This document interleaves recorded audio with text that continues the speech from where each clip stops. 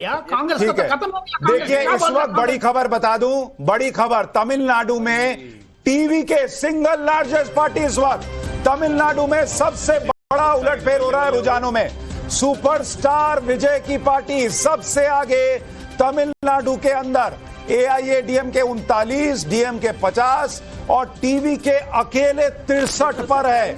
152 सीटों के रुझान आपको हम बता रहे हैं। तमिलनाडु में सबसे बड़ा उलटफेर।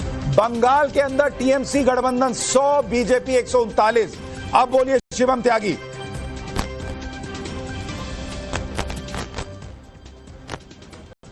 Thank you. मैं पहले जो कांग्रेस के नेता हैं उनके ऊपर बोलना चाहता हूं। आपने कहा था ना कि कांग्रेस की ऐसी क्या वजह है हार की, इतना स्थिति खराब क्यों है? ये आपकी आंखों के सामने ही है।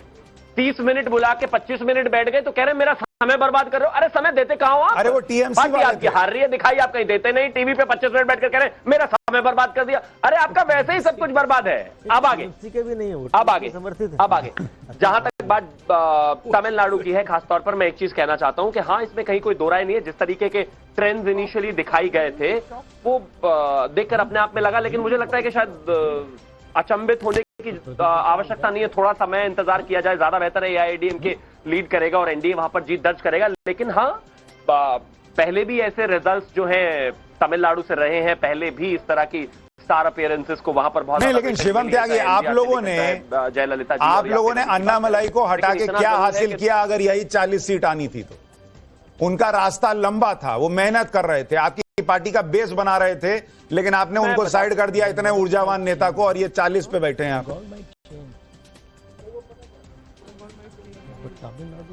मैं मानता हूं सुशांत जी, साइड नहीं किया। देखिए होता क्या है कि जब खासतौर पर आप चुनाव में जाते हैं, राज्य में अपनी चीजों को मजबूत करते हैं, कैडर को मजबूत करते हैं, आप चाहते हैं आपकी सरकार बने, वहां पर आपकी एक एस्टैब्लिशमेंट खड़ी हो। उसके लिए अगर टेक्निकली इस मूव को देखा जाए तो वो बहुत अच्छा है। अप्रॉक्सीमेटली 32-33% वोट शेयर था वहां पर एआईएडीएमके का, और अप्रॉक्सीमेटली 11% लास्ट चुनाव में वोट शेयर हमारा था। अगर उन दोनों को क्लब करें तो देखते हैं कि सरकार हमारी बनती है। परंतु ग्राउंड थोड़ा सा आपको रोक रहा हूं, गौरव गोगोई कुछ बोल रहे हैं, एक बार सुनवा देते हैं। पे हम नजर रखेंगे। पूरे प्रदेश भर में हमने विभिन्न प्रकार के ऑब्जर्वर्स हमने भेजे हैं, ताकि कहीं भी अगर किसी भी राउंड में, किसी भी क्षेत्र में कोई भी अगर कमजोरी दिखती है प्रशासन की तरफ से, तो तुरंत हमको वो इंफॉर्मेशन, वो जानकारी हमें मिलेगी। सर, अब तक के रुझानों में पूरे असम से क्या अपडेट आपके पास है? देखिए अभी पहला राउंड ही हुआ है, इसलिए जहां तक सुबह की बात करें कि स्ट्रांग रूम से जाते काउंटिंग सेंटर तक ले जाते वक्त हमने सारे जो हमारे पार्टी के लोग हैं उनसे हमने जानकारी ली कि क्या ट्रांसपोर्टेशन में कोई कमी तो नहीं रही। हमारे मॉनिटरिंग सेंटर्स हमने हर विधानसभा में, हर जिला में, हर प्रदेश में भी, हमारे प्रदेश के सेंट्रल में भी हमने मॉनिटरिंग सेंटर्स बनाए हैं। क्या मॉनिटरिंग सेंटर्स हमारे अप एंड रनिंग हैं, क्या वहाँ पे लोग हैं, वो भी हम जानकारी ले रहे हैं। तो हमारी पार्टी की तरफ से जो तैयारी है स्ट्रांग रूम से काउंटिंग सेंटर तक और मॉनिटरिंग सेंटर के संपर्क में, वहां तक हमारी पार्टी की तैयारी संतोषजनक है। अगले कुछ घंटों तक सर आपका क्या फॉलोअप रहने वाला है, क्या रूटीन रहने? देखिए हम तो अभी पूरे प्रदेश से भी हम जानकारी लेंगे, खुद का भी विधानसभा है वहां से भी हम जानकारी लेंगे। कहीं अगर कोई कंप्लेंट आई है किसी कैंडिडेट के द्वारा या किसी विधानसभा में, तो उस पर भी हमारे केंद्र में जो बैठे हुए हमारी टीम। तो कांग्रेस के नेता गौरव गोगोई को आप सुन रहे हैं, जो अभी उम्मीद में हैं कि अभी भी वापसी कांग्रेस कर सकती है असम के अंदर। लेकिन एक चीज देखिए हर्षवर्धन जी, पिछले काफी वक्त से अगर हम देखेंगे, जब ईवीएम के रुझान आने शुरू हुए हैं असम के अंदर, एनडीए 68 पे 66-68 पे अटका हुआ है और कांग्रेस 0 से 23 पर चला गया जब ईवीएम की काउंटिंग शुरू हुई है। क्या वहां भी उलटफेर हो सकता है, आपको लग रहा है? नहीं, देखिए असम में कांग्रेस पार्टी बहुत मजबूत रही है और मैं इसीलिए बार बार इस चीज को लेकर थोड़ा आश्चर्यचकित होता हूं कि कांग्रेस ने क्या एकदम ही, जिसको कहते हैं कि सब कुछ छोड़ दिया है कि चलो ठीक है, राहुल गांधी कुछ तंज कर देंगे, कोई विदेश यात्रा कर लेंगे, कोई कमेंट कर देंगे, कोई नई कॉन्स्पिरेसी थ्योरी लेकर चले आएंगे, लेकिन चुनाव नहीं लड़ेंगे। और यहां यह भी ध्यान में रखने की बात है कि उस पूरे चुनाव के दौरान कांग्रेस पार्टी के सारे बड़े नेता, जो गौरव गोगोई माइनस गौरव गोगोई, वो सब चले जा रहे थे दूसरी तरफ। इसका मतलब रणनीति के तौर पर तो कहीं थे ही नहीं। जो नंबर आ रहे हैं वो निश्चित तौर पर अभी थोड़ी देर में हम लोग जो देख रहे हैं कि भारतीय जनता पार्टी का जो गठजोड़ है वो रुका हुआ है, लेकिन वो जहां पर रुका हुआ है उसमें कोई बहुत बड़ा उलटफेर हो जाएगा ऐसा लगता नहीं है। असम के नतीजों में आपको पवन खेड़ा ने जो आरोप लगाए, हेमंता पे अटैक किया, पर्सनल अटैक किया, उनकी पत्नी पे सवाल खड़े किए, क्या आपको लगता है वो हेमंता के फेवर में चला गया? ये भी हो सकता है। 100% हेमंत शर्मा ने जिस तरह की राजनीति की थी, प्योर हिंदू मुस्लिम पोलराइजेशन की राजनीति, उसमें कांग्रेस पार्टी अगर सलीके से राजनीति करती तो उसको कुछ लाभ हो सकता था। पवन खेड़ा ने जो किया, वो जिसको कहते हैं ना कि आप कोई रुख आपकी तरफ आने को भी तैयार हो तो आप कहेंगे ना ना हमारी तरफ आना नहीं, जनता को समझाना कि ना ना हम तो ऐसे ही। और जिस तरह का आरोप लगाया था, कोई तो उसमें कुछ सब्सटेंस होना चाहिए था ना। आपने अचानक कह दिया कि मुख्यमंत्री की पत्नी के 3-3 पासपोर्ट है, प्रॉपर्टी। अच्छा, भ्रष्टाचार का वेग आरोप लगाना ये तो राजनीति में चलता है कि फलाना भ्रष्टाचारी ढमका, लेकिन जब आप किसी की पत्नी पर किसी जो राजनीति में भी नहीं है तो जनता उसे पसंद नहीं करती है। और मेरा यह मानना है कि पवन खेड़ा जी ने जो किया वो कांग्रेस के लिए अच्छा नहीं था। मैं यहां पर आपके साथ इत्तेफाक नहीं रखूंगा त्रिपाठी जी। देखिए, चुनावी हाल जो माहौल होता है उसमें लोग अपने ऐसे आरोप लगाते हैं, जैसे गौरव गोगोई पर भी जो उन्होंने कहा कि ये पाकिस्तानी एजेंट है, वो सब बिल्कुल बकवास है, हम भी जानते हैं। लेकिन मैं समझता हूं कि यहाँ पर डीलिमिटेशन जो हुआ है ना असम में, उसका बहुत बड़ा असर हुआ है। मैं बता रहा हूं आपको, पूरी जिम्मेदारी के साथ कहूंगा कि उसको हम लोग अंग्रेजी में जेरीमैंडरिंग कहते हैं, कि जिस तरीके से डीलिमिटेशन में कुछ कंस्टिट्यूएंसी, मैंने सुना है कि 15 से 18 हिंदी में है कि आप बता दीजिए। हमको तो अंग्रेजी को भी मालूम नहीं है, समझ में नहीं आया ढंग से। Tom and Jerry meandering. लेकिन मैं इतना ही कहूंगा कि उसके कारण जिस कंस्टिट्यूएंसी का जो मैप बदला गया है, उसके कारण कांग्रेस को जरूर, मैं समझता हूं कि कुछ ना कुछ नुकसान जरूर। क्या उसी का इंपैक्ट है कि AIUDF भी एक पर है?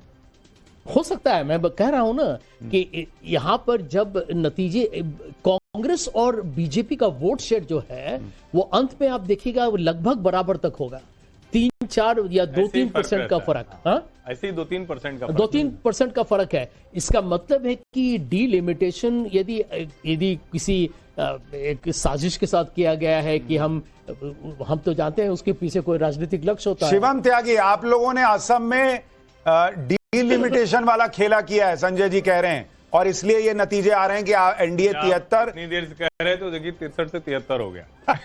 वो भी 25 हो गया। नहीं, उम्मीद आ रही, वो भी 25 हो गया। वो भी 25 हो गया। शिवम त्यागी, आप लोगों ने डीलिमिटेशन करके असम में खेला किया है। ये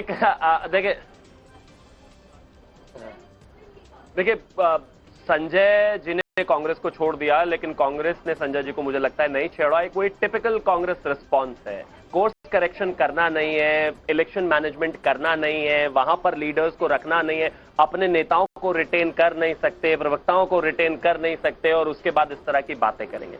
मैं एक चीज कहना चाहता हूं कि पहले दिन से, मैं अपनी भारतीय जनता पार्टी की बात नहीं कर रहा हूं, यहां पर तो जाहिर है जिस तरीके से प्लानिंग मैनेजमेंट और चीजों को लेकर आगे बढ़ा गया, हम जानते थे कि हम जीत के करीब हैं, लेकिन इस देश के मीडिया ने भी कोई ऐसा एलियन रिजल्ट नहीं दिखाया था कि 1% भी कांग्रेस के चांस वहां पर है, कभी नहीं थे।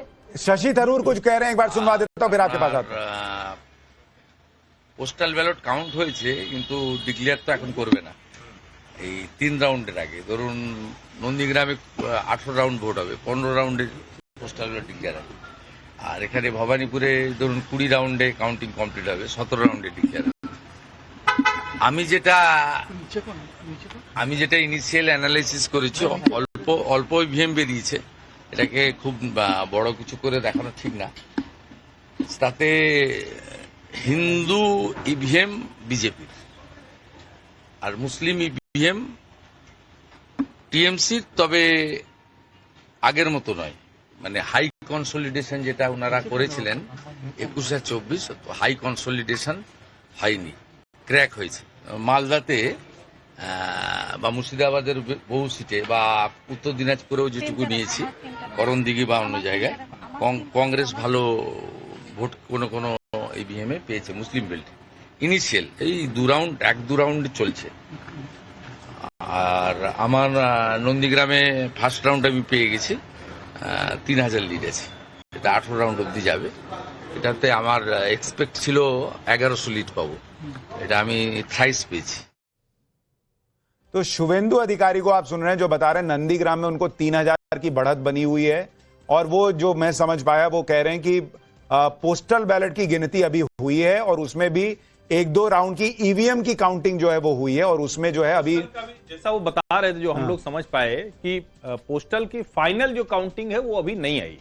ये मतलब ये थोड़ा सा रिलीज नहीं की। हाँ, अच्छा रिलीज आपको याद है वो कह रहे थे, अभी बैठे हैं आपके मेहमान टीएमसी, वो कह रहे थे हो सकता है हमें क्लैरिफाई करना चाहिए कि क्या पोस्टल की काउंटिंग हो रही है लेकिन वो बता नहीं रहे हैं, अंत में होगा। नहीं, उसमें क्या किया? नहीं, वो कह रहे थे कि पोस्टल की काउंटिंग लास्ट में होगी, तो वो मैंने उनको बताया कि मनोज जी ने कहा था कि नहीं पोस्टल की काउंटिंग चल रही है। अब सवाल है कि क्या उसका रिजल्ट बता रहे कि नहीं बता रहे। उसमें दिक्कत क्या है, पिछली बार भी काफी कंट्रोवर्सी हुई थी, बिहार के चुनाव में भी और उससे पहले भी 1-2 चुनाव में हुआ था। ये कर क्या रहे इलेक्शन कमीशन के, वोटों की गिनती तो हो गई, ठीक है, लेकिन जब उसे वेबसाइट पे अपलोड करने का नंबर आता है ना, तो तब वो उसे पोस्टल बैलेट के काउंटिंग को वेबसाइट पे अपलोड नहीं किया जाता है, वो करते हैं लास्ट में जाकर के। वो क्यों? तो वो इसलिए करते हैं, उसमें खेल करना होता है ना, जहां पे कम मार्जिन है वहां पर वो खेल उसमें उसी में खेला होता है। दूसरी बात ये है कि हमारा उसमें हमारे सहयोगी अमित ने जो बताया था, अमित ने कहा था कि अगर जीत और हार का मार्जिन इतना ज्यादा है कि उसमें पोस्टल बैलेट की काउंटिंग मायने नहीं रखती, तो कई बार उसको पूरा गिनते भी नहीं। फिर काहे कहा जाता है कि भाई एक वोट कीमती, एक वोट की काउंटिंग होनी चाहिए। तो है, लेकिन जो उन्होंने बताया मैं आपको बता रहा हूँ, बैलेट मंगवाया क्यों? गिना जाता तो गलत है। ये कह रहे हैं खेला हो बे। हाँ, खेला तो इसी में होगा ना। अगर एक क्लोज वो ये जो बता रहे हैं, ये जो बता रहे हैं सुशांत, जो अमित ने बताया था कि भाई अगर हार जीत का मार्जिन ज्यादा है तो उसमें पोस्टल बैलेट गिना नहीं जाएगा। तो फिर आपने भाई ड्यूटी करने वाले सिपाही से पोस्टल बैलेट मंगाया क्यों अगर आप उसमें गिन नहीं रहे? रिकॉर्ड पे सारा मसला ये है कि साहब उसे अखिल स्वामी जी क्यों नहीं करते हैं? अखिल स्वामी जी, क्या आपके पास क्या जानकारी है? पोस्टल बैलेट जो गिने जा रहे हैं, ये तो क्लियर हो गया कि गिने जा रहे हैं, क्या उसका डेटा भी बताया जा रहा है? देखिए, अभी पंडित हर्षवर्धन त्रिपाठी कह रहे थे कि जो हेमंत शर्मा जो हैं बड़े अच्छे नेता हैं, बांग्लादेश ने हमारे उच्चायुक्त को बुला के ये चेतावनी दी है कि हेमंत विश्व शर्मा जिस तरह के स्टेटमेंट दे रहे हैं उससे बांग्लादेश और भारत के संबंध खराब हो जाएंगे। आपको ये भी पता होगा कि माननीय सुप्रीम कोर्ट ने जो हेमंत विश्व शर्मा ने गालियां दी हैं और जिस प्रकार की गालियां दी हैं उस पर विरोध दर्ज कराया और ये हिस्ट्री में दर्ज हो गया है।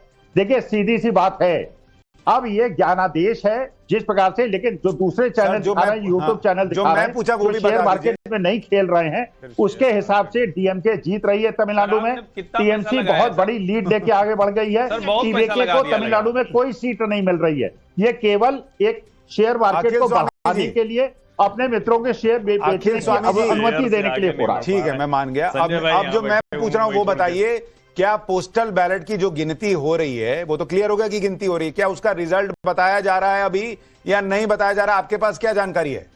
देख, मेरे पास ये जानकारी है कि 2.5 लाख अगर सेंट्रल रिजर्व पुलिस बंगाल में बाकी प्रदेशों में नहीं लगाई गई, क्या बंगाली देश के अंदर सबसे बड़े गुंडे होते हैं? क्या बंगाल के बंगाली? सर, मैं आपको बता रहा हूँ, ये तमिलनाडु में नहीं लगाई सेंट्रल रिजर्व पुलिस, शो खत्म होते आपके में नहीं लगाई, सब कुछ बंगाल में लगा दिया। अरे इतना बांग्लादेश बॉर्डर पे खड़ा कर देते भाई, पीओके हमारा हो गया होता। कुछ नहीं पता सर, मैं आपको बता रहा हूँ बंगाली सर, विदेश के, अखिल सर, अरे बंगालियों का अपमान हो रहा है, ये बंगालियों का अपमान हो रहा है। अच्छा ठीक है, एक सवाल मुझसे मत नाराज होइए, मैं सभा नकवी, ये क्या सुशांत से हो जाइए, मुझसे आप इनसे हर्षवर्धन से होइए। मैं ये सवाल कर रही हूँ, क्या आपको स्पेसिफिक खबर है कि पोस्टल बैलेट जो है उसकी गिनती क्या अपलोड की जा रही है कि नहीं? सर इस बार स्पेसिफिक बताइए, सब आप पूछ रहे हैं। मैं स्पेसिफिक, फिर मैं जलेबी छानी है। देखिए, मेरे लिए कोई जरूरी नहीं है कि मैं सभा का जवाब दूं या किसी का जवाब दूं। मैं केवल एक बात ये कह रहा हूं, बंगाल के अंदर इतनी फोर्सेज लगा दी जैसे हिंदुस्तान में बंगाल नहीं है। बंगाल के साथ गुंडागर्दी हुई है, के साथ अन्याय हुआ। अखिल सर, अगर आप इसी मोड में रहे, भगवान कसम, शो खत्म होते होते आपके और मेरे बाल का रंग सेम हो जाएगा और आपके काले होने के चांस नहीं है, मेरे सफेद हो जाएंगे सर। देखिए, मैं परमेश्वर से भगवान से प्रार्थना करता हूँ आप मेरी उम्र तक पहुंचे।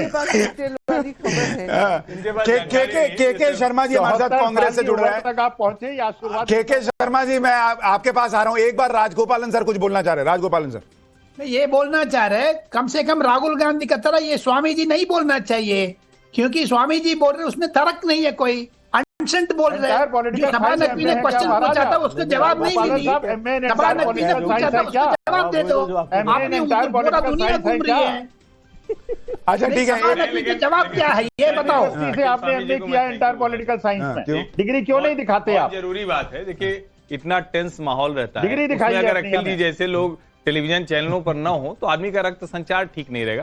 तो थैंक यू सर, आपने इतना बढ़िया हंसाया सबको, हाथ से विनोद के लिए बढ़िया कॉमेडी की। Thank you sir, thank you. Akhil sir, लेकिन आपका शेयर बाजार में आज डूबा तो है, इसमें तो कोई दो राय नहीं, आज आपका डूबा है। लेकिन छोड़िए, कोई नहीं डूबना। शेयर मार्केट का अध्यापक हूँ महाराज, 30 साल पढ़ाया, मेरा खुद नहीं डूबा है, मेरा खुद नहीं डूबा। अच्छा ठीक है, एक बड़ी खबर आ रही है सर, प्रधानमंत्री नरेंद्र मोदी जिन्होंने झालमुड़ी खाई थी इस चुनाव के प्रचार के दौरान झारग्राम में, वहां चारों सीटों पर बीजेपी आगे चल रही है। बड़ी खबर आ रही है बंगाल के चुनावों से जुड़ी हुई। मोदी की झालमुड़ी का असर कहिए या जो कहिए, अभी तो शुरुआती रुझान है, लेकिन झारग्राम की सभी चारों सीट पर बीजेपी इस वक्त बंगाल में आगे चल रही है। के शर्मा कांग्रेस के नेता हमारे साथ जुड़ गए हैं। शर्मा जी, बहुत स्वागत आपका। माफी आपके पास थोड़ी देर से आ रहा हूं, लेकिन जो इस वक्त स्थिति दिख रही है, केरल में कांग्रेस सरकार बना सकती है लग रहा है, लेकिन आपको क्या केरलम की खुशी है या असम में आप लोग वापसी नहीं कर पा रहे, बंगाल में खाता नहीं खोल पा रहे, इसका दुख है? देखिए, बंगाल की बातें तो मैं नहीं करूंगा, क्योंकि बंगाल में जिस तरीके से जो चुनाव हो रहा था वो सभी को पता था। उसमें बहुत कुछ ऐसा है कि बहुत कुछ चेंजिंग कांग्रेस के लिए या ये लेफ्ट पार्टी के लिए नहीं होना था, क्योंकि वहाँ पे जो लड़ाई जो है वो अलग ही थी। रही आसाम की बात है, मुझे लगता है कि आसाम में हमारी सरकार बनेगी। वहाँ पे अभी शुरुआती रुझान है, आप देखिएगा धीरे धीरे ये बढ़ेगा। और जो तमिलनाडु की जो बात है, आप देखना तमिलनाडु का जो अभी जो समीकरण जो दिख रहा है वो चेंज होगा, वो पूरा जो वहाँ पे दोबारा सरकार बनेगी हमारी। और ये जो कहना है कि देखिए, फेयर और चुनाव हार जीत होती रहती है, बट किसी भी इलेक्शन को दिल पे नहीं लेना चाहिए। शर्मा जी, ये बताइए, बंगाल में आपके हिसाब से किसकी सरकार बनेगी? देखिए, बंगाल में सरकार जो है अभी तो नहीं कहता, जो अभी जो आंकड़े दिख रहे हैं उसमें तो बीजेपी की सरकार बनती दिख रही है, लेकिन ये शुरुआती रुझान है और ये हो सकता है कि दोपहर आते आते चेंज भी हो सकता है, या हो सकता है कि प्रचंड बहुमत भी मिल जाए बीजेपी को, क्योंकि जिस तरह से बीजेपी वहां पे साम दाम दंड भेद जो पूरे साल 5 साल, मतलब पिछली बार की हार के बाद उन्होंने शांत बैठे नहीं, अपना जितने भी तंत्र है, मंत्र है, सभी का उन्होंने उपयोग किया है, चाहे वो पैसे का हो, चाहे वो ताकत का हो, चाहे ईडी का हो, चाहे सीबीआई का है। तो वो साफ उनकी जो असर, जो उनकी जो मेहनत जो है, आप कह रहे हैं कि वहां पर बंगाल में बीजेपी जीत सकती है। बीजेपी अब रुझानों में कम से कम बहुमत से 4 सीट बस पीछे रह गई है। 252 सीटों के रुझान, बीजेपी 144, टीएमसी वहां पर 107 पर है। असम में बीजेपी गठबंधन क्लीन स्वीप करता दिख रहा है, 80 सीट के आसपास है, कांग्रेस 27 पर है। केरल में कांग्रेस गठबंधन की सरकार बन सकती है, यूडीएफ 83 पर पहुंच गया है आप, और एलडीएफ गिर के 54 पर है। लेकिन तमिलनाडु में टीवी के 79।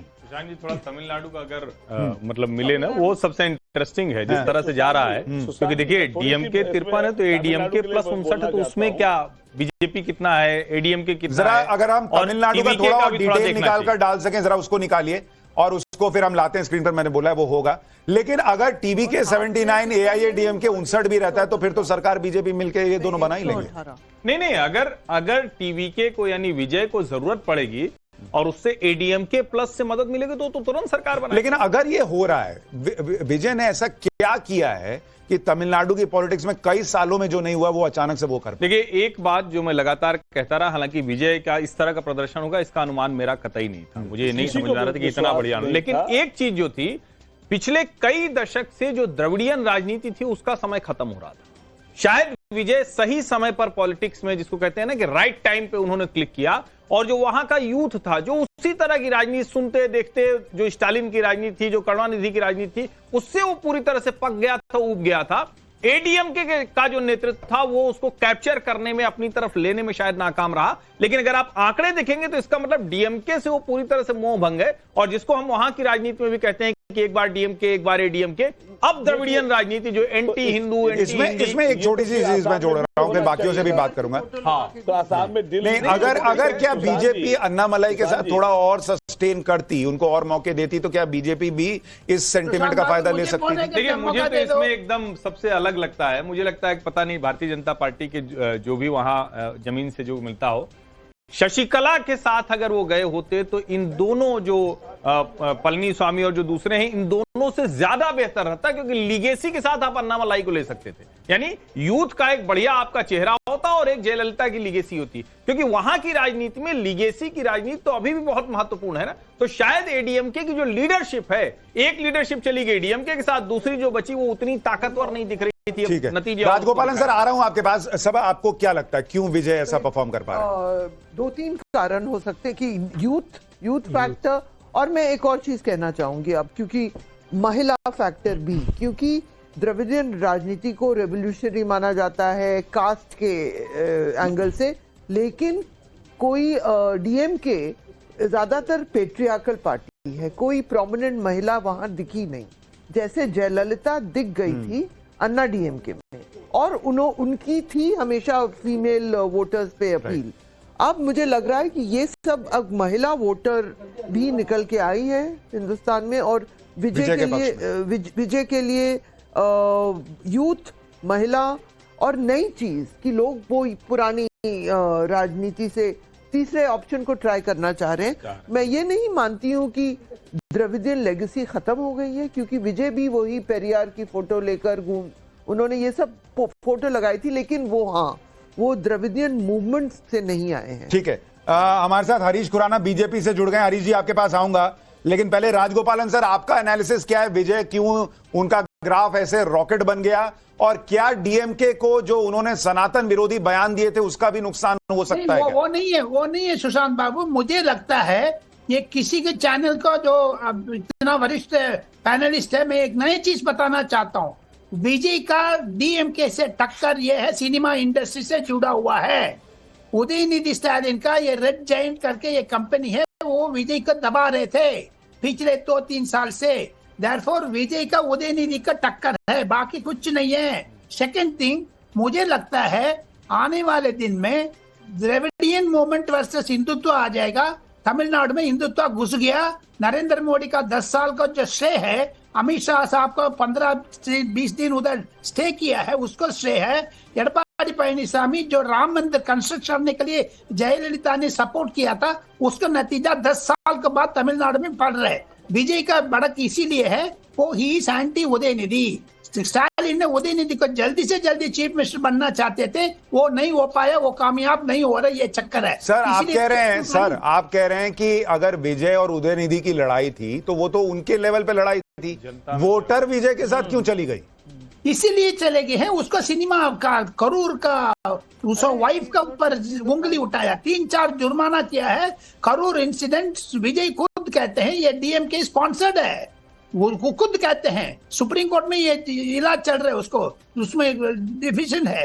करूर इंसिडेंट डीएमके ने स्वयं सेंथिल बालाजी ने किया करके विजय ने कर रहे, लेकिन विजय का जितना दबाया है उतना उभर के बाहर आ रहे हैं। जितना बार उनकी वाइफ को झगड़ा है, वो अफिडेविट इन्होंने बाहर किया है। यह भी आक्रोश है आम जनता बीच में। विजय पॉपुलर स्टार है, ये विजयकांत नहीं है। रजनीकांत की तरह, कमल हासन की तरह, करुणानिधि का स्टालिन को पैर में शरणागति करने के लिए वो नहीं है। विजय है तमिलनाडु पॉलिटिक्स के परिवर्तन लेके आने वाले हैं। ठीक है, तमिलनाडु के पॉलिटिक्स में परिवर्तन लाए विजय, इसलिए विजय उनके हिस्से में आ रही है। लेकिन हरीश खुराना जी ये बताइए, असम में तो आपकी सरकार बनती दिख रही है, और तमिलनाडु में अगर विजय आपके साथ आएंगे ही ऐसा माना जा रहा, तो चलिए वहां भी आपकी सरकार बन जाएगी। लेकिन बंगाल के अंदर पिछले आधे घंटे से, अब मुझे नहीं पता ईवीएम की काउंटिंग में भी क्या हो रहा है, वहां पर नहीं चल रहा है, वहां हंगामा हो गया, क्या हो गया, लेकिन आप 145 पे अटके पड़े हैं और ममता बनर्जी की पार्टी टीएमसी 109 पर है। क्या अभी ये बड़ा उलटफेर हो सकता है, आपको लग रहा है, या आप अभी भी कॉन्फिडेंट हैं?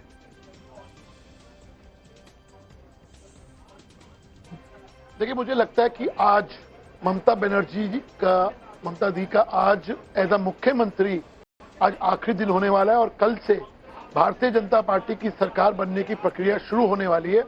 ये हमें पूर्ण रूप से विश्वास है। और जिस प्रकार से आपके आंकड़े दिखा रहे हैं, एक बार फिर हम हेमंत दा के नेतृत्व के अंदर असम के अंदर हम 2/3 बहुमत क्रॉस करेंगे, ये हमें पूर्ण रूप से विश्वास है। पौंडीचेरी में भी हम 2/3 बहुमत आ रहे हैं और निश्चित तौर के ऊपर अगर ये तीनों स्टेट देखें तो निश्चित तौर के ऊपर भारतीय जनता पार्टी बहुत अच्छा कर रही है। प्रधानमंत्री मोदी जी का जो कनेक्ट 1-on-1 लोगों के साथ होता है, आपने झालमुड़ी का जिक्र किया, वो झालमुड़ी सिर्फ एक सिंबॉलिक था, लेकिन किस प्रकार से 1-on-1 कनेक्ट हुआ वहां पे लोगों ने देखा। भारतीय जनता पार्टी का जो हमारा काडर है, जो हमारा वहां पे लोग कार्यकर्ता हैं, पिछले लगातार 5 साल से ग्राउंड पे काम कर रहे थे। ममता जी के खिलाफ जो एक माहौल था वहां पे, उसको आगे बढ़ा रहे थे। उसका रिजल्ट हमें देखने को मिलेगा कि निश्चित तौर के ऊपर ममता जी का आज एज अ मुख्यमंत्री आज आखिरी दिन होने वाला है। आज शाम होते होते उनको अपना रिजाइन एज अ मुख्यमंत्री देते हुए कल भारतीय जनता पार्टी को हैंड ओवर करना पड़ेगा, जो मुझे हमें पूर्ण रूप से विश्वास है कि ऐसा होने जा रहा है। एक चीज बताइए संजय जी कि अगर ये स्थिति बनती है कि मान लीजिए ममता बनर्जी हार रही है, अभी के लिए जो सिचुएशन उसके हिसाब से कह रहा हूं, अगर ममता हार जाए, तमिलनाडु में एक नया ही चेहरा आ जाए और 2 बड़ी रीजनल पार्टीज पीछे रह जाए मान लीजिए, तो देश की पॉलिटिक्स पर इसका क्या इंपैक्ट है? मैं समझता हूं कि फिर तो यही एक इसका जो एक संदेश है या पैगाम है, यही होगा कि भारतीय जनता पार्टी दक्षिण में सहयोगियों के साथ उसकी एक वहां पर एक जरूर एक अच्छी एक परिस्थिति उभर के आ रही है, उसमें कोई शक नहीं है, क्योंकि तमिलनाडु में फिर विजय और अन्ना डीएमके का एक सरकार बन जाएगा। तो क्या उनका 2029 सॉर्टेड हो जाएगा फिर? नहीं, सॉर्टेड तो नहीं है, क्योंकि उनकी कितने सीट से मुझे मालूम नहीं है, लेकिन अलायंस में मतलब अगर विजय साथ में है और अगर लोकसभा में भी फायदा दिलाएंगे तो फिर हो सकता है। तो हो सकता है कुछ सीट से जरूर मिलेंगे, लेकिन सबसे बड़ा जो महत्वपूर्ण जो चुनाव का नतीजा। सर एक बड़ी खबर बता दूं, रुझानों में बीजेपी बंगाल में बहुमत हासिल कर पाई है। 147 सीटों पर अब बीजेपी आगे हो गई है।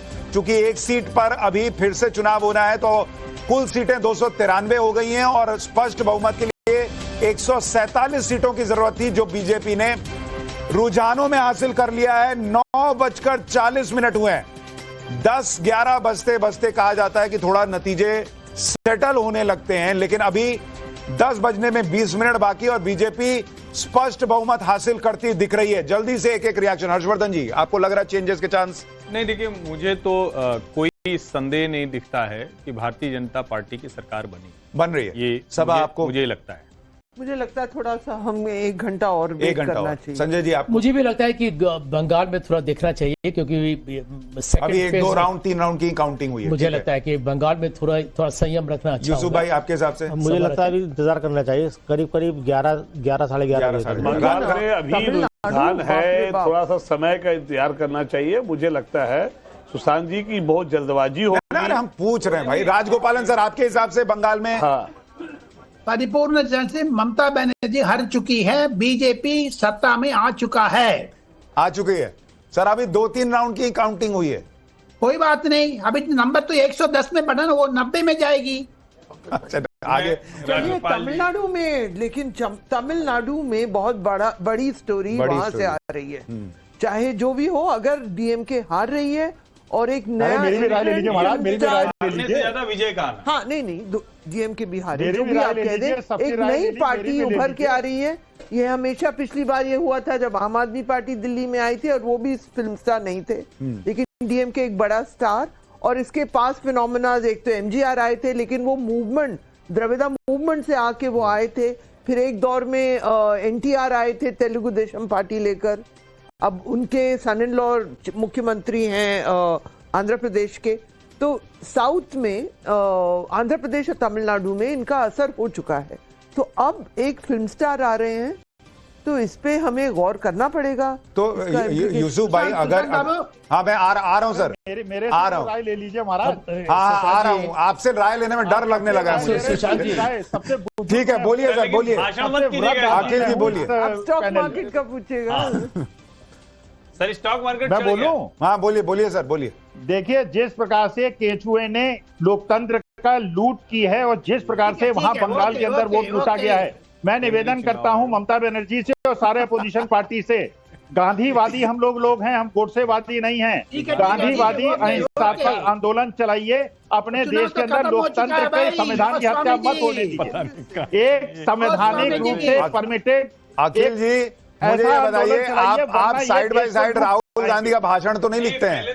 आप में मुझे सारे वही गुण दिख रहे हैं कि बोलो कुछ भी, मैं तो वही बोलूंगा जो मैं बोलना चाहता हूँ। अरे बच्चे हैं महाराज, अभी आप बच्चे हैं, बहुत छोटे हैं। अरे सर, हम भी 25 साल हो गए करते करते, हम भी बहुत चुनाव देख लिए। मुझे 50 साल ठीक है, और कम से कम आप क्या, एक घटना सुना देता हूँ। हम लोग इलाहाबाद यूनिवर्सिटी में पढ़ते थे ना, तो एक लाइब्रेरी का चपरासी था। उसने कहा हमारे सामने जाने कितने छात्र संघ अध्यक्ष आए और चले गए। तो उन्होंने कहा हाँ भैया, अध्यक्ष बन के मंत्री बने, सांसद बने, तुम अभी चपरासी की चपरासी। तो सुशांत जी नाराज नहीं होना है, ये कहना चाहिए। नहीं थे वो चपरासी कहीं, आप तो चपरासी नहीं। अच्छा ठीक है, पर्सनल नहीं जाते हैं, रहने दीजिए। मेरे ठीक है सर, नहीं ये तरीका गलत है ना। तो आप भी तो जा रहे हैं ना सर। अखिल जी आप तब से वही कर रहे हैं, आपसे पूछो ए, आप बताते हैं जेड, हम क्या करें बताइए? मेरी इच्छा है, मैं क्या बताऊं? नहीं, आपकी इच्छा नहीं है ना सर। यहाँ पे सब लोग इस पे चर्चा कर रहे हैं, आपसे सभा ने भी पूछ लिया कुछ, आप बता रहे हैं कुछ। चलिए, हमसे तो आपकी नाराजगी हो सकती है, ठीक है। यूसुफ भाई मुझे ये बताइए, छोड़िए, चलिए अब शेयर बाजार आपके लिए। यूसुफ भाई आप बताइए, मैं ये कह रहा हूं, अगर ये नतीजे रहते हैं जो दिख रहे हैं, क्या तमिलनाडु का बीजेपी के लिए विजय का आना और इस तरह से चढ़ जाना, क्या 2029 के लिए उनके लिए बहुत फायदे की बात है? और अगर बीजेपी बंगाल जीतती है तो क्या 2027 में यूपी में भी बीजेपी के लिए बहुत बड़ा इंपैक्ट पड़ेगा इन नतीजों का? हाँ बिल्कुल, जो भी आज जो 5 राज्यों के विधानसभा चुनाव के नतीजे आ रहे हैं, इनका जो प्रभाव है वो अगले साल 7 राज्यों में जो चुनाव होंगे विधानसभा के, 5 एक बार होंगे, 2 बाद में होंगे, उन पे भी असर पड़ेगा। और लोकसभा के चुनाव के नतीजों को भी ये नतीजे प्रभावित करेंगे। जो 2029 की बात आपने कही, और जो बीजेपी जिस तरह साउथ में बढ़ती हुई दिख रही है, मैं आपको बताऊं 2 जुलाई 2022 में बीजेपी की जो राष्ट्रीय कार्यकारिणी की बैठक हैदराबाद में हुई थी, उसमें प्रधानमंत्री नरेंद्र मोदी ने साउथ में बीजेपी कैसे बढ़े इस पर स्ट्रेटेजी बनाने पर जोर दिया था। और 2024 में बीजेपी उसे एग्जीक्यूट नहीं कर पाई, लेकिन उसके बाद से बीजेपी ने लगातार साउथ में काम किया है। बीजेपी का एक काम करने का तरीका है, वो बहुत साइंटिफिक तरीके से और सिस्टमेटिक तरीके से एक टारगेट बनाती है, उस टारगेट को अचीव करने की एक रणनीति बनाती है, उस रणनीति के अलग अलग स्टेप्स होते हैं और उस स्टेप पे लोगों को जिम्मेदारी दी जाती है। ठीक है, तो उसके हिसाब से मुझे लगता है कि ये नहीं, लेकिन इसमें समय एक चीज ये भी है, एक चीज ये भी ये पैसा कहाँ से आता है? एक मिनट हमारे सहयोगी भवानीपुर में मौजूद हैं, एक बार उनके पास चलते हैं। ये देखिए, ये बीजेपी के समर्थकों का जोश है। क्या नाम है आपका? हमारा नाम राजकुमार सिंह है। मैं भवानीपुर विधानसभा से एक कर्मठ अपना योगदान देने के लिए बीजेपी में कर रहा हूं, और बंगाल से इस निर्मम सरकार को हटाना ही हमारा लक्ष्य है, और हम लोग जीत चुके हैं भवानीपुर से। और पूरे अभी तो पहले राउंड की काउंटिंग चल रही है। हाँ, हमारा आगे ही रहेंगे हम लोग, थोड़ा बहुत ऊपर नीचे होगा, उसके बावजूद भी हम लोग जीत रहे हैं। 1 से 60-70 सीट हम लोग जीत रहे हैं। हमारे दादा सुवेंदु अधिकारी की अगुवाई में बीजेपी जीत रही है। ये देखिए, ये दावे हो रहे हैं अभी से, और देखिए और भी जो पीछे कार्यकर्ता और समर्थक हैं वो क्या कह रहे हैं, जरा उनसे बात। विद्या, क्या आप मुझे सुन पा रहे हैं? एक बार पैच कीजिए, उनको तो पता चलेगा कि वहां पर कितने राउंड की काउंटिंग हुई है, और बैलेट पेपर वाला नतीजा जो है वो बताया है कि नहीं बताया वो भी क्लियर होगा। लेकिन अभी खुद विद्या जो कह रहे थे उसमें उन्होंने कहा था कि 1 राउंड की काउंटिंग हुई है ईवीएम की, तो अभी बहुत अर्ली है। लेकिन क्योंकि अभी जैसा उन्होंने मनोज जी ने बताया था कि कई जगहों पर 27 राउंड की काउंटिंग होनी है, और मिनिमम जो है वो 10 राउंड की काउंटिंग।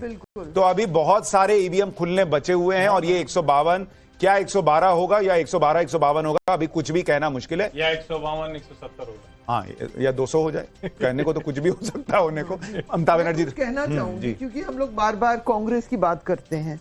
जो कांग्रेस, तो जब हम डेटा निकालें तो कांग्रेस भाजपा को टक्कर नहीं दे पाती है, ये हमने देखा है। कर्नाटक में हुआ, और तेलंगाना में बीआरएस, भारतीय टीआरएस को हटाया। बोल लेने दीजिए, फिर आप रिस्पॉन्ड कर दीजिएगा। अच्छा, एक बार बोल लेने दीजिए, बोल उनकी बात तो कंप्लीट हो जाएगी कि वो कहना क्या चाह रही है। बोलिए। ये तो मैं कह रही हूँ, लेकिन अभी तक जो डेटा हमें दिखा रहा था, सुशांत जी, कि रीजनल पार्टीज वो ज्यादा सक्सेसफुल होती हैं, उनकी स्ट्राइक रेट भाजपा के खिलाफ। अब सबसे बड़ी 2 पार्टीज का इस टाइम टेस्ट हो रहा है। एक है तृणमूल कांग्रेस बंगाल में और एक है डीएमके करुणानिधि स्टालिन की डीएमके। तो ये इस पर नेशनल इलेक्शन की जो केमिस्ट्री होती है उस पर जरूर असर पड़ेगा।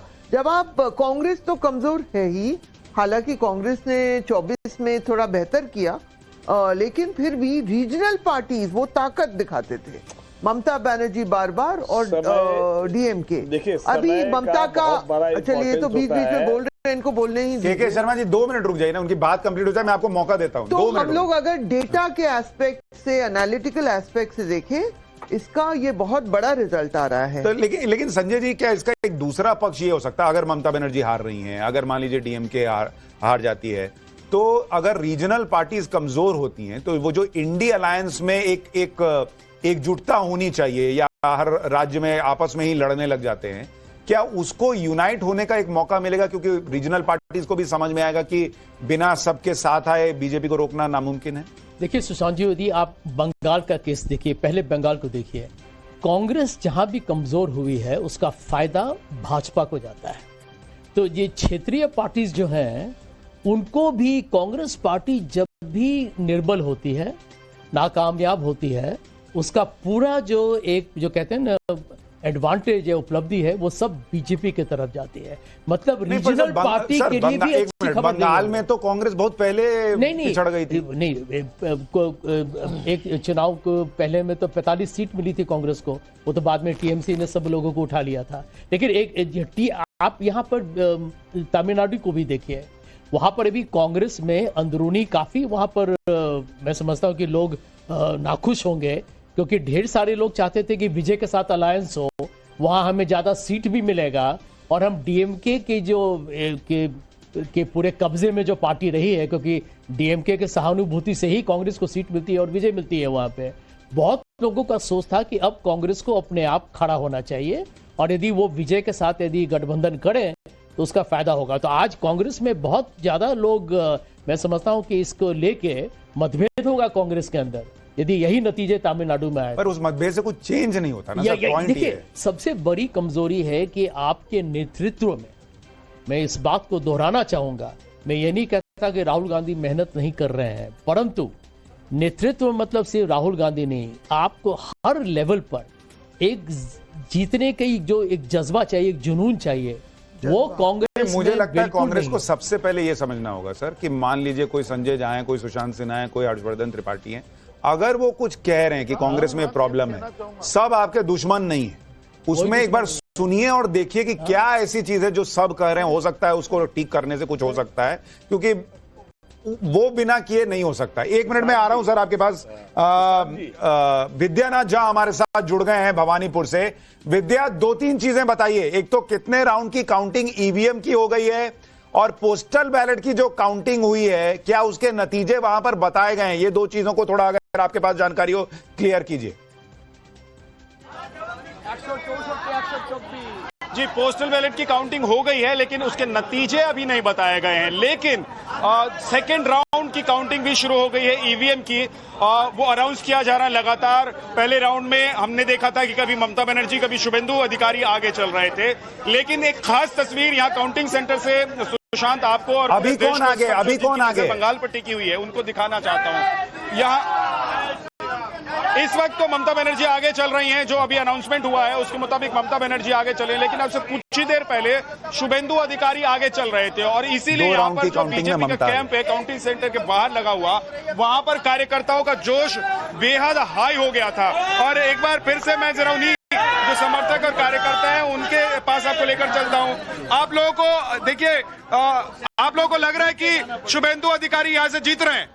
लग रहा है शुभेंदु अधिकारी जी दोनों सीट पर तृणमूल को पछाड़ेंगे। ममता बनर्जी का ध्यान रखिए कहीं उधर उधर भाग नहीं जाए। इस बार पूरी तरह से हार रही है। ये रुझान अंत तक ऐसे ही रहेंगे। 200 प्लस भारतीय जनता जनता पार्टी सरकार। ये बताइए, अभी तो सेकंड राउंड की काउंटिंग शुरू ही हुई है। जिस तारीख को 29 तारीख को 92+ मतदान हुआ, उसी दिन हमने तय कर लिया था। हमने तो लड्डू के ऑर्डर भी दे दिए, शाम को आपको खिलाएंगे भी सही। ठीक है, ये बीजेपी का कैंप है जो कह रहा है कि हमने लड्डू के ऑर्डर दे दिए, लेकिन मैं जरा दिखा रहा हूँ। देखिए यहाँ पर काउंटिंग सेंटर के बाहर जो बीजेपी के समर्थक हैं वो कुर्सी लगाकर बैठे हैं, सामने लैपटॉप पर नतीजे दिखाए जा रहे हैं और इस नतीजे में दिख रहा है, रुझान दिखाया जा रहा है, माफ कीजिए, जो रुझान दिख रहा है उसमें 164 और 124 यानी कि बीजेपी आगे दिखाई दे रही है। और यहाँ मैं अभी देख रहा था कि जय श्री राम के नारे की आवाज सुनाई दे रही। कोटी क्या कहते हैं? हवाई चोटी लूट लो, कोटी कोटी क्या कह रही हैं? हवाई चोटी देखो মমতা আমি হয়তো হিন্দিটা ভালো বলতে পারি, বেঙ্গলি বলবো। মমতা বন্দ্যোপাধ্যায়ের জন্য আমি একটা গান এই মুহূর্তে বানিয়ে দিচ্ছি, মানে ওই দেখো পশ্চিম বাংলায় পদ্মা ফুটেছে আর ভারতে মায়ের আশীর্বাদে কমল গিলেছে আর 15 বছর পার করিয়া খুশি এসেছে আর সবুজ বাগানে মিষ্টি ফুলের মিষ্টি বার এসেছে ও আবির ওরাও মনের খুশিতে আর ধামাই নাচো নাচো সবাই বিচার সঙ্গীতে। মুখ্যমন্ত্রী বলছে ঠিকঠাক ভোট হলে 300 পার করব আর ভাইপো কি বলে 17 13 4 21। तो ये देखिए, ये कह रही हैं कि ममता बनर्जी की सरकार जा रही है और बीजेपी आ रही है। आप लोग इतने कॉन्फिडेंट कैसे हैं अभी से? अभी तो ये सिर्फ रुझान है, नतीजे थोड़ा ना आए। ये रुझान ही नतीजे हैं, ये रुझान ही नतीजे हैं। भाजपा का हर कार्यकर्ता ने बहुत ही खूबी से सारी सीटों का, सारे बूथों का और सारे वार्डों का आकलन करके रखा हुआ है। उनको मालूम है कि जो रुझान है उसी के ढंग से हम कहां से कहां आगे बढ़ते जाएंगे। भवानीपुर सीट पे शुरुआती रुझान में हम थोड़े से पीछे रह सकते हैं, लेकिन अंत में इसमें भी आगे बढ़ जाएंगे। ठीक है विद्या, मैं आपके पास आता हूं। हरा दिए। देखिए, ये भवानीपुर सीट से आपको जो बीजेपी के कार्यकर्ता हैं उनका सेंटीमेंट हम दिखा रहे हैं। अभी 2 वहां पर राउंड की काउंटिंग हुई है जिसमें ममता बनर्जी आगे चल रही हैं। नंदीग्राम में हालांकि शुभेंदु अधिकारी 3100 वोट से आगे हैं, लेकिन भवानीपुर में कांटे की टक्कर है और फिलहाल ममता बनर्जी वहां आगे हैं। कभी कभी शुभेंदु अधिकारी भी भवानीपुर में आगे हो जा रहे हैं। वहां बीजेपी के कार्यकर्ताओं को पूरा भरोसा है कि भवानीपुर ममता बनर्जी हारेंगी और बीजेपी वहां पर सरकार बंगाल में बनाएगी। फिलहाल बीजेपी 157 सीटों पर बंगाल में रुझानों में आगे चल रही है, जो कि बहुत बड़ी पॉलिटिकल खबर है बंगाल के लिहाज से अगर आप देखेंगे, क्योंकि वहां पर यह करना अपने आप में चौंकाने वाले नतीजे हैं जो कि दिख रहे हैं। टीएमसी अभी 114 पर है। हालांकि मैं बार बार कह रहा हूं कि अभी भी कई राउंड की काउंटिंग बची हुई है। असम में बीजेपी गठबंधन ने 86 सीटें हासिल कर ली हैं 126 में से। और विजय शर्मा हमारे साथ बीजेपी से जुड़ गए हैं। विजय जी, बहुत स्वागत आपका। बंगाल में आप लोग बहुत बड़ी बढ़त लिए हुए हैं, अभी 157 सीटों पर आगे, लेकिन दूसरा सच यह है कि अभी ईवीएम की काउंटिंग 1 से 2 राउंड की हुई है और कई जगहों पर 27 राउंड की काउंटिंग होनी है, कई जगहों पर मिनिमम भी तो 10 राउंड की काउंटिंग होनी है।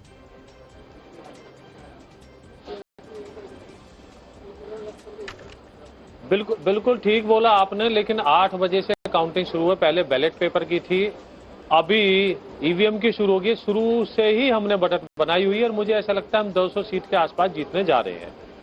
तो मेरा तो कहना यह है कि टीएमसी, मैं आपको थोड़ा सा रोक रहा हूं, पवन खेड़ा कुछ बोल रहे, सुना दूं, फिर आपके पास आता हूं। जी,